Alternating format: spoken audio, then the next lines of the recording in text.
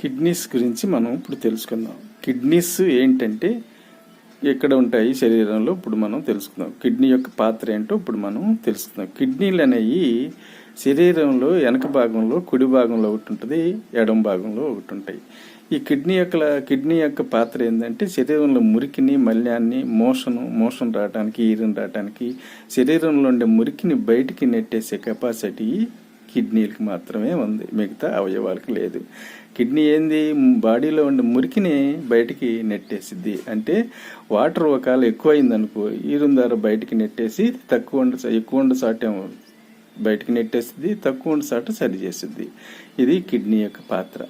అయితే కిడ్నీలు ఎలా ఉంటాయి, చిక్కుడు గింజ ఆకారంలో ఉంటాయి. మరి వాటి బరువు ఎంత ఉంటుంది, 150 to 170 గ్రాముల బరువు ఉంటుంది. అంటే చిక్కుడు గింజల ఆకారంలో ఉండి బరువు ఎంత ఉంటుంది, 150 to 170 గ్రాములు బరువు ఉంటాయి. అయితే ఈ కిడ్నీస్ దెబ్బతిన్నాయని మనకి ఎలా తెలిసింది అంటే ఫస్ట్ స్కాన్ తీస్తారు, తర్వాత బ్లడ్ టెస్ట్ చేస్తారు. బ్లడ్ టెస్ట్లో బ్లడ్ యూరియా, క్రియాంటిన్ 2 టెస్టులు ఉంటాయి.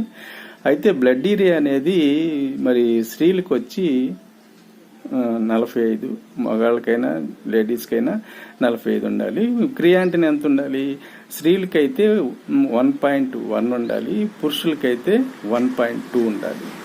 అంతకన్నా పెరిగితే కిడ్నీస్ దెబ్బతిన్నది. అదే యువకుల్లో అయితే 1.0 ఉండాలి, 1.0 ఏది యువకుల్లో అయితే. అదే పిల్లల్లో అయితే 0.3 to 0.7 ఉండాలి. ఈ విధంగా ఉంటే కిడ్నీస్ మనకి ఆరోగ్యంగా ఉన్నాయని మనకి తెలుస్తుంది. అందుకని కిడ్నీస్ దెబ్బతినడానికి ముఖ్యమైన కారణం ఏంటంటే బీపీ షుగర్ కిడ్నీస్ దెబ్బతినే అవకాశం ఉంది. అందుకని బీపీ పెరగకుండా చూసుకోవాలి, షుగర్ పెరగకుండా చూసుకున్నట్లయితే కిడ్నీస్ అనేవి దాదాపు దెబ్బతినవు. ఒకవేళ క్రియాంటిన్ 1.2 కన్నా కూడా దాటిపోతే 3, 4, 5, 6, 7, 8 అట్లా పెరిగిపోతే కిడ్నీస్ వర్క్ చేయటం ఆగిపోతుంది. అంటే పని చేయటం ఆగిపోయింది, కిడ్నీస్ దెబ్బతిన్నట్టు లెక్క. మరి అప్పుడు ఏం చేస్తారు, కిడ్నీస్ని దెబ్బతిన్న తర్వాత బాడీలో ఉండే మురికిని బయటికి నెట్టలేవు. ఏంది, కిడ్నీలు బాడీలో బాగుంటేనేమో బాడీలో ఉండే మురికిని బయటికి నెట్టేసి పంపిస్తూ ఉంటుంది. అదే కిడ్నీస్ చెడిపోతే, వర్క్ చేయకపోతే బాడీలో ఉండే మురికిని బయటికి పంపలేవు. మరి అప్పుడు ఏం చేస్తారు, డయాలసిస్ అనే మిషన్ ఉపయోగించి, డయాలసిస్ అంటే కిడ్నీ చేయాల్సిన పాత్ర ఆ మిషన్ చేసిద్ది.